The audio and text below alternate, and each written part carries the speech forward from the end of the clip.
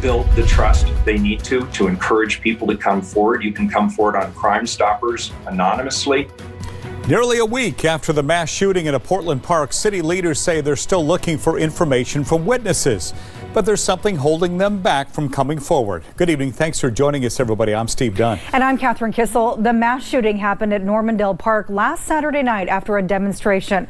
One woman was killed and several others were hurt. Even though the shooting suspect is in the hospital, many say they're not willing to share information with police. Katu's Megan Allison joins us live at Normandale Park right now. And Megan, why are witnesses hesitant about coming forward about this?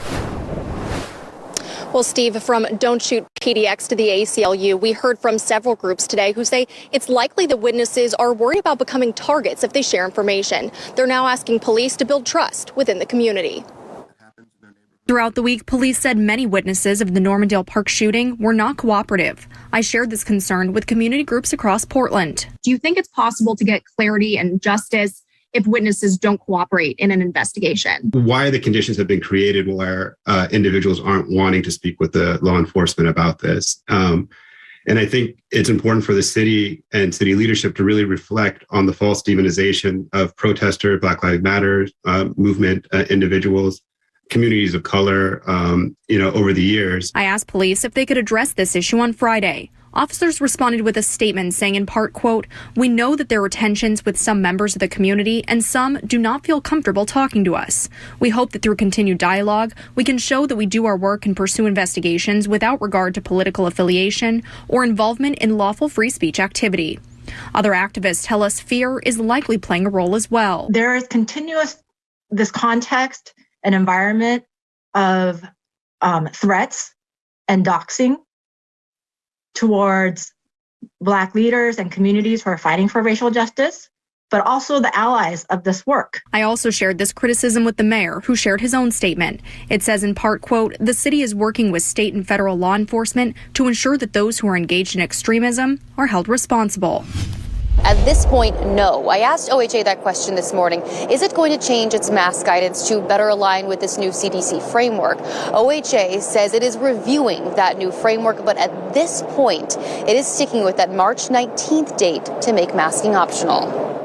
This new CDC framework puts U.S. counties in either a high, medium, or low risk level. If you look closely at Oregon, more than half of its counties are green or yellow, low and medium. According to the CDC, that means most people in those areas no longer need to mask indoors, even inside schools. But those in red or high, which is nearly the entire southern half of the state, the CDC says should still be masking.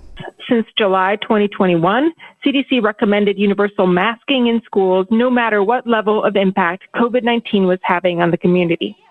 With this update, CDC will now only recommend universal school masking in communities at the high level. The CDC's director, Dr. Rochelle Walensky, says the country is in a strong enough place to make these changes. We want to give people a break from things like mask wearing when our levels are low, and then have the ability to reach for them again should things get worse in the future. She's not saying that we're done with masks forever, but that about 70% of the country can put them away for now. None of us know what the future may hold for us and for this virus, and we need to be prepared and we need to be ready for whatever comes next.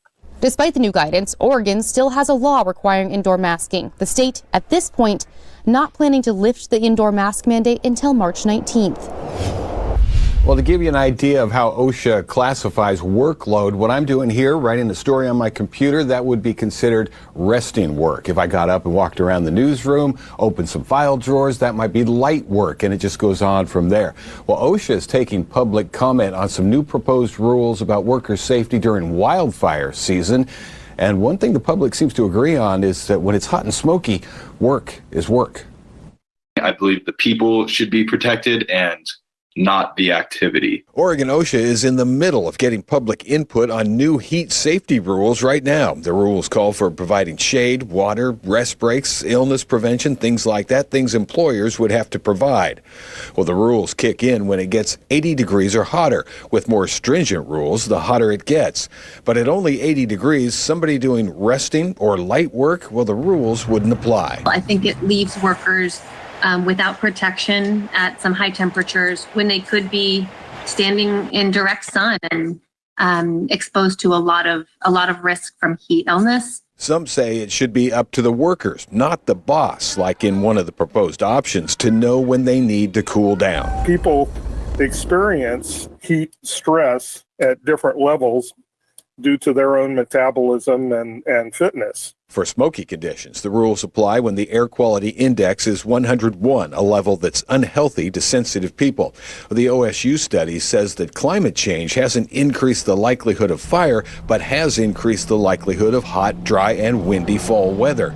Hot or smoky, so far people are telling OSHA that all workers need to be looked out for. We ask that you eliminate exemptions for categories of work, specifically the exemption for light work in the draft rule.